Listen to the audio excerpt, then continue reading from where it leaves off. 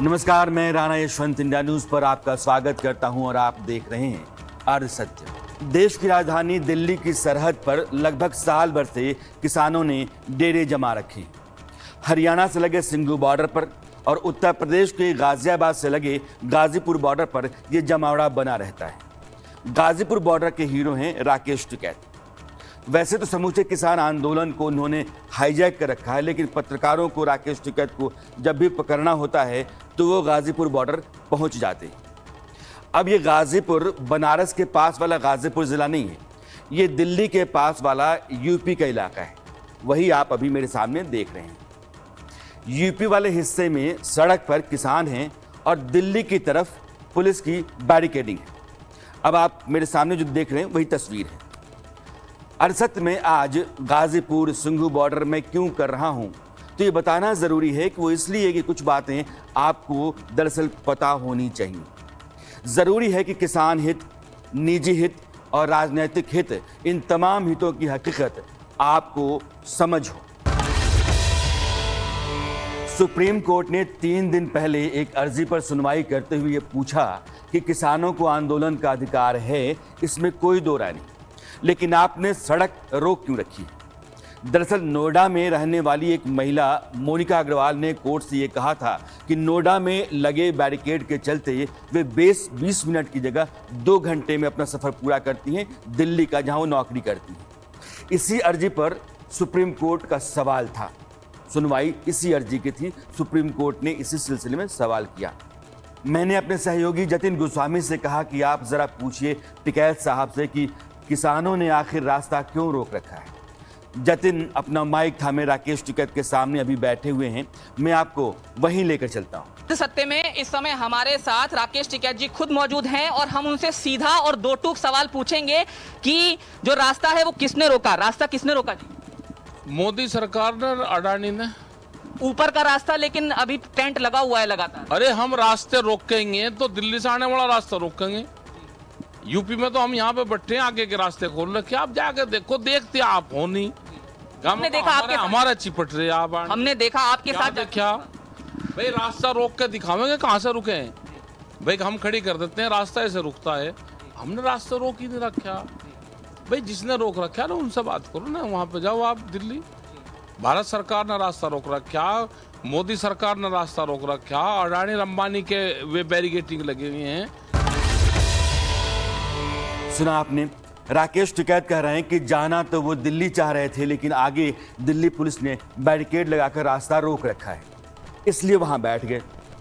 Note कर लीजिए कि ये अपने आप में एक सवाल है और इसका जवाब भी आपको पता होना चाहिए कि राकेश टिकैत वहां कब बैठे, क्या वाकई दिल्ली जाने के लिए बैठे। लेकिन इससे पहले उनकी इस बात की पड़ताल कर लेते हैं जो वो कह रहे हैं। रास्ता किसने रोका जी? मोदी सरकार ने, अडानी ने। हमें अंदाजा था कि राकेश टिकैत का जवाब यही होगा, क्योंकि जब से कोर्ट ने पूछा है तब से वो यही कह रहे हैं। इसलिए हमने अपने सहयोगी जतिन को ये जाकर देखने को कह रखा था कि NH9 की असलियत क्या है। इससे पहले मैं जतिन की पूरी रिपोर्ट आपको दिखाऊं, आपको अपने सामने वहां की स्थिति समझा देता हूं। ये रोड दिल्ली से लखनऊ को जाती है, इसको NH9 कहते हैं। दिल्ली यूपी का जो बॉर्डर है, वहीं किसानों का पिछले 1 साल से प्रदर्शन जारी है।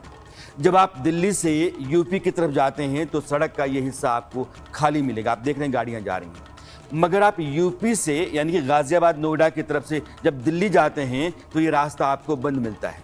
स्थिति आप समझ गए होंगे। अब आप जतिन की रिपोर्ट देखिए।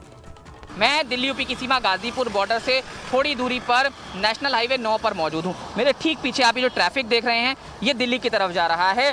देश की राजधानी को लखनऊ और दूसरे मुख्य जिलों से जोड़ने वाला यही नेशनल हाईवे 9 है। लेकिन ये जो ट्रैफिक दिल्ली की तरफ जा रहा है, इसमें एक बाधा है। कुछ किलोमीटर आगे जाकर जब गाजीपुर बॉर्डर से पहले का एक सिरा आता है, वहां पर ट्रैफिक रोक दिया जाता है और उसे डाइवर्ट किया जाता है। तो आपने देखा कि दिल्ली से यूपी की तरफ जाती ये सड़क खुली हुई रफ्तार में है और कोई दिक्कत नहीं है इसमें। आप देखिए, इधर से गाड़ियां यूपी की तरफ जाती हैं।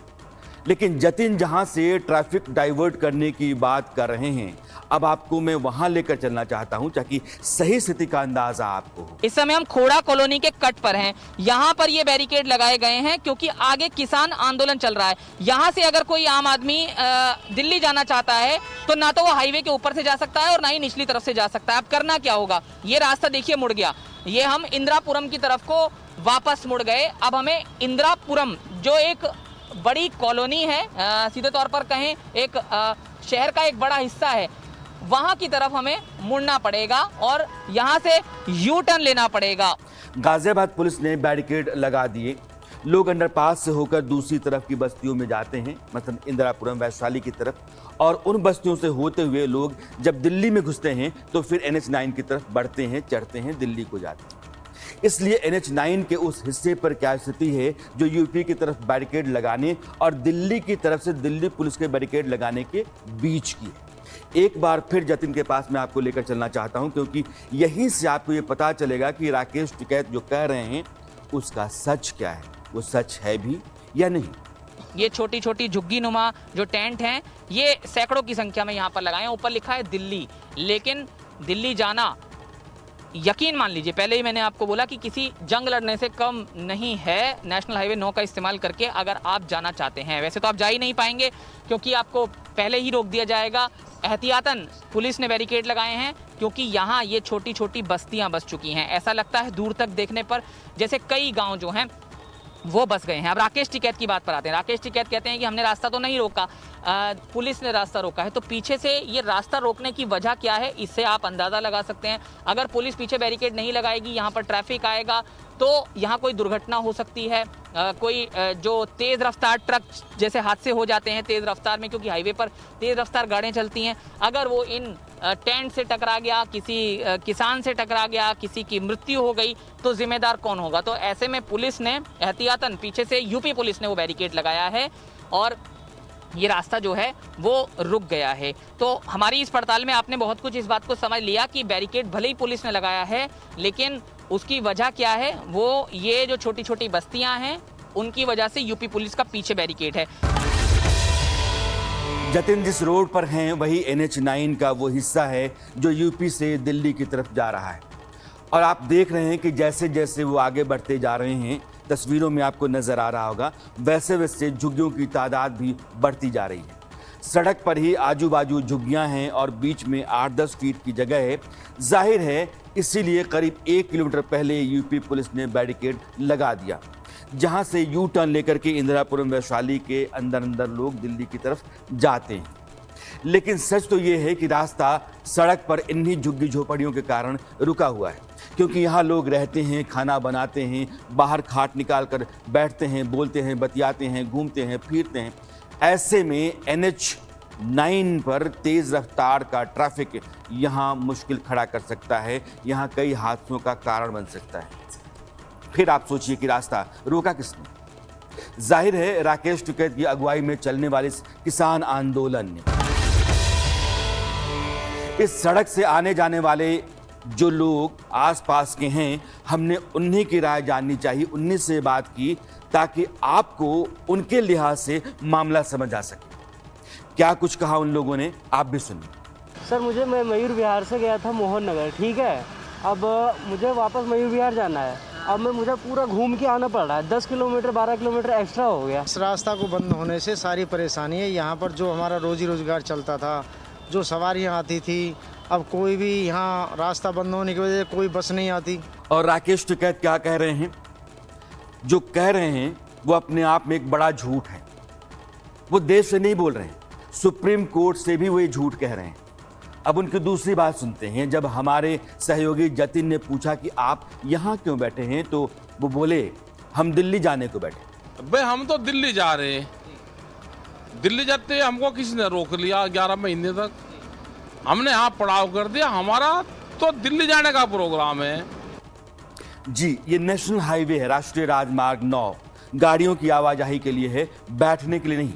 धरना प्रदर्शन और आंदोलन के लिए दिल्ली और आसपास जगहें बहुत हैं। आपको ये लगेगा कि ये सड़क जानबूझ करके घेरी गई। खैर चलिए अभी दिल्ली जाने की ही बात करते हैं। शुरुआती दौर में, ये नवंबर 2020 की बात मैं कर रहा हूं, किसान 3 जगह आकर के बैठे, गाजीपुर बॉर्डर, सिंघू बॉर्डर और टीकरी बॉर्डर। मांग ये थी कि हम दिल्ली आएंगे, संसद को घेरेंगे ताकि सरकार कृषि कानून को रद्द कर दे। सरकार से बात चलती रही लेकिन बनी नहीं। फिर किसानों ने दिल्ली में 26 जनवरी को ट्रैक्टर मार्च करने का ऐलान किया। सरकार को लगा रोकने का नतीजा बवाल और विस्फोटक स्थितियां हो सकती हैं, इसलिए रास्ता देने का ऐलान कर दिया गया, रूट भी तय कर दिया गया। लेकिन उस दिन लाल किला कांड हो गया, यानी किसानों का एक बड़ा जत्था लाल किले पर पहुंचकर उत्पात मचाता रहा। तिरंगे तक उतार दिया गया और ये सारा ठीक रहा। किसान आंदोलन के सिर फूटा। इससे देश में आक्रोश पैदा हुआ। किसानों को लेकर के लोगों में गुस्सा बढ़ा और 2 दिनों तक राकेश टिकैत और सभी किसान नेताओं की सिट्टी पिट्टी गुम रही। 28 जनवरी को गाजीपुर बॉर्डर करीब खाली होने को हो गया था। राकेश टिकैत ने भी बोल दिया था कि हम अब यहां से चले जाएंगे, डेरा डंडा उठा लेंगे। बॉर्डर पर उस रात पुलिस और सुरक्षा बलों का भारी जमावड़ा था। ऐसे माहौल में राकेश टिकैत ने आखिरी दांव खेला और किसानों के साथ साजिश के नाम पर वो फूट फूट कर रो पड़े और यहां तक कह डाला कि पानी भी अब यहां का नहीं पीऊंगा, मेरे गांव के किसान जब पानी लाएंगे तभी मैं पानी पीऊंगा। ये मारने की साजिश चली जा रही, मतलब बीजेपी के विधायक यहाँ पर आ गए, लोगों को मारेंगे, ये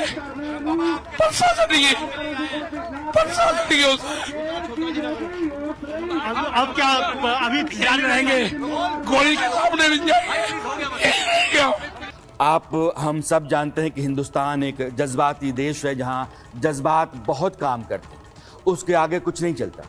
टिकैत ने ये कहा और मेरठ मुजफ्फरनगर के किसान हजारों की तादाद में रात भर में आकर बॉर्डर पर जम गए, बैठ गए, बाजी पलट गई और यहीं से राकेश टिकैत ने समूचे किसान आंदोलन को अपने हाथ में ले लिया। ये घटना क्रम बताने का मेरा मकसद ये नहीं है कि सारी बातें याद दिलाऊं, बल्कि राकेश टिकैत की जो असली पॉलिटिक्स है वो आपको बताऊं, इसलिए यह सब कुछ सिलसिलेवार तरीके से मैं आपके सामने रख रहा हूं।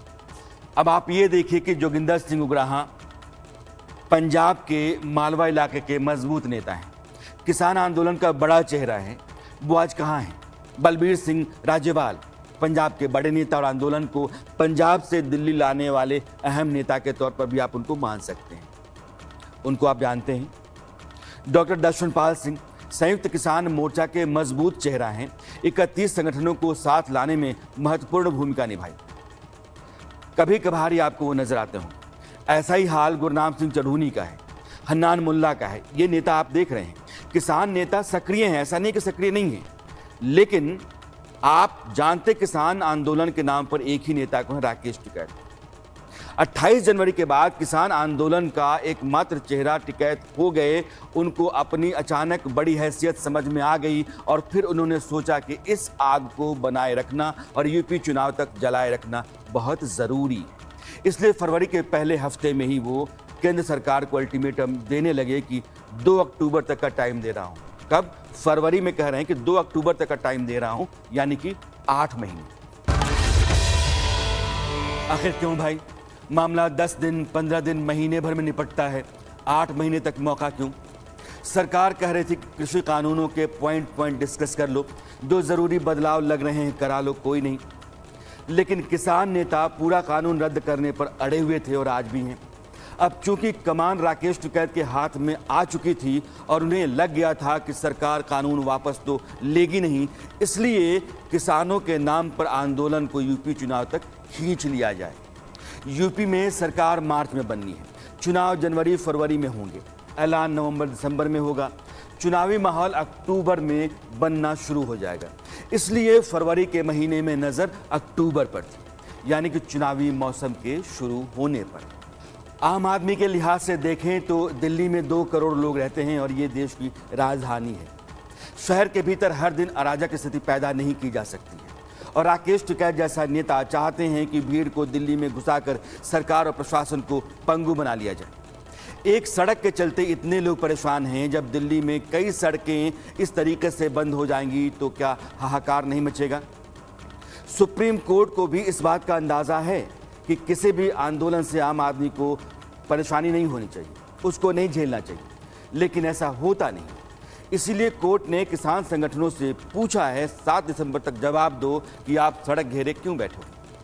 इसी के जवाब में टिकैत साहब कह रहे हैं कि ना, हमने कहाँ घेरा भाई, हमारी तरफ से कोई दिक्कत नहीं है। अब बताइए कि इनको दिल्ली में घुसने की खुली छूट दे दी जाए और ये कोहरामी ट्रैक्टर दौड़ाने लगे जैसा 26 जनवरी को दौड़ाया था, तो क्या ये सही होगा? जैसे एक महिला रास्ता खोलने के लिए कोर्ट गई, वैसे ही किसान आंदोलन के लोग भी किसी मैदान में बैठने के लिए अदालत के पास चले जाते। अगर सरकार ना नुकुर करती तो कोर्ट के जरिए विरोध और आंदोलन के अपने लोकतांत्रिक अधिकार की जगह लेने का रास्ता उनके पास था, विकल्प था। लेकिन ना, आमने सामने रहने पर वो चर्चा में रहेंगे, लोगों के बीच दिखेंगे, तो फिर जो चुनावी मंशा है उसको खाद पानी मिलता रहेगा। ऐसा नहीं है कि किसान नेता समझ नहीं रहे हैं, जो दूसरे किसान नेता हैं समझ रहे हैं, लेकिन सामने के विरोध से, इस तरह के विरोध से, अंदर की लड़ाई के सामने आने का डर है उनको। और किसानों के नाम पर अपने अपने मतलब की फिराक में, आपको याद होगा कि कोरोना के शुरू होने से पहले दिल्ली के शाहीन बाग में सीए के खिलाफ महिलाओं का प्रदर्शन चल रहा था। वो देश नहीं, दुनिया में भी चर्चा में था। उस मामले में भी सुप्रीम कोर्ट ने यह कहा था कि सार्वजनिक सड़क को ब्लॉक नहीं किया जा सकता है, प्रदर्शन के लिए एक जगह होनी चाहिए, लेकिन इस बात का ख्याल रखना उतना ही ज़रूरी है कि उससे आम आदमी को परेशानी ना हो। तब कोर्ट ने दिल्ली सरकार और दिल्ली पुलिस को नोटिस जारी किया था। वही बात अदालत ने किसान आंदोलन के नेताओं से भी कही है। बहरहाल कृषि कानून क्या वाकई इतने ख़राब हैं कि पूरी तरह से रद्द कर दिए जाने चाहिए? इस पर मैं आऊँगा, लेकिन मेरी मुराद इस बात से है कि आप राकेश टिकैत को समझें। उनको पूरी नेतागिरी आती है और वे किसान हितों के नाम पर यूपी चुनाव में एक ताकत बने रहना चाहते हैं। मेरी बात से हो सकता है कि आज आप पूरी तरह से सहमत ना हों, लेकिन चुनाव आने दीजिए, माहौल गरमाने दीजिए। टिकैत 2 बार खुद को चुनाव में आजमा चुके हैं। 2007 में एमएलए के चुनाव के लिए लड़े और 2014 में अमरोहा से लोकसभा सीट से चौधरी चरण सिंह वाली पार्टी राष्ट्रीय लोकदल के टिकट पर चुनाव लड़े।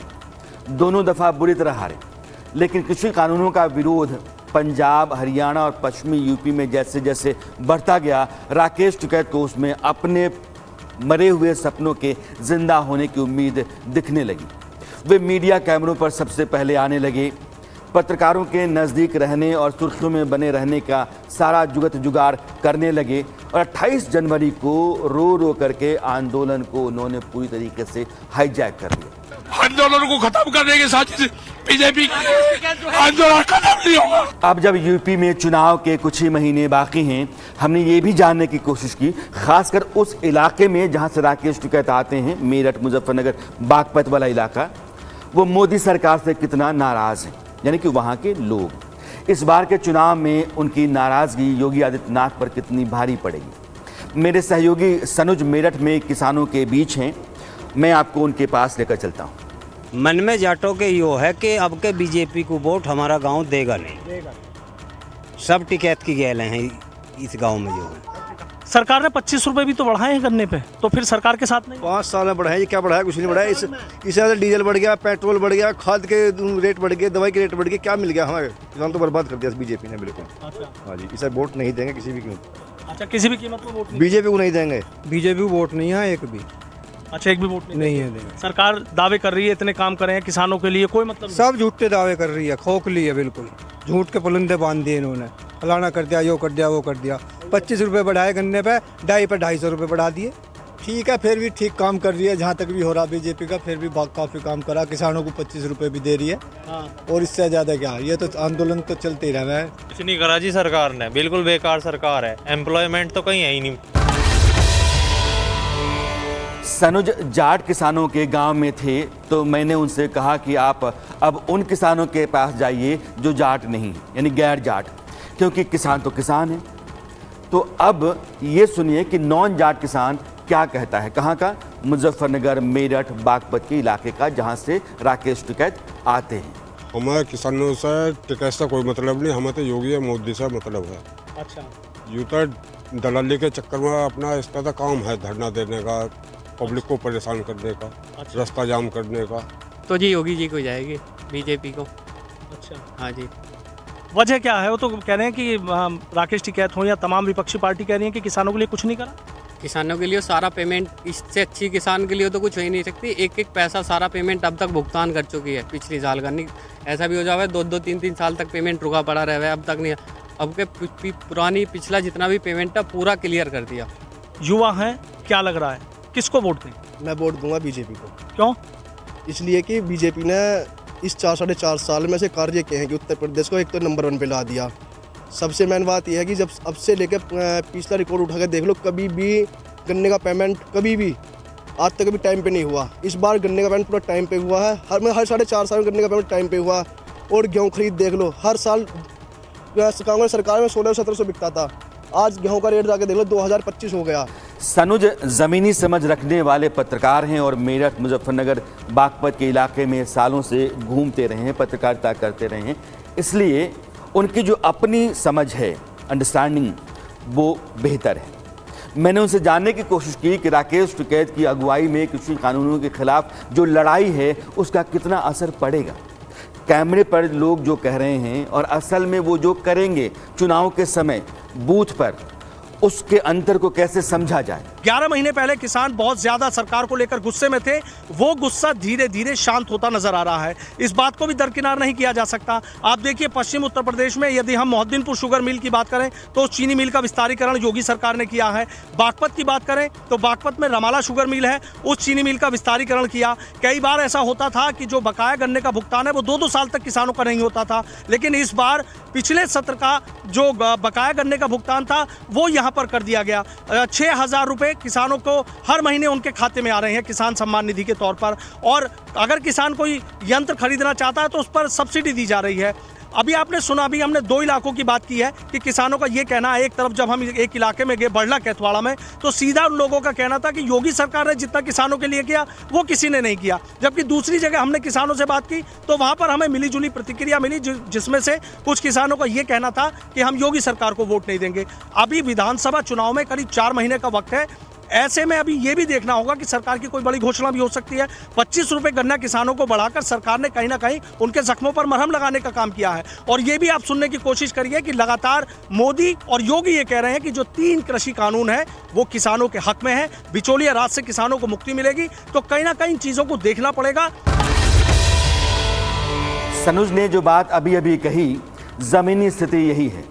पश्चिमी उत्तर प्रदेश में जाट और मुसलमान चुनाव को बहुत हद तक प्रभावित करते हैं। ये दोनों साथ रहे, लेकिन 2013 के मुजफ्फरनगर दंगों के बाद जाट बीजेपी के साथ चला गया और इतनी मजबूती से गया कि चौधरी चरण सिंह जैसे मजबूत नेता के बेटे अजीत सिंह और उनके पोते जयंत चौधरी भी पिछला लोकसभा चुनाव हार गए।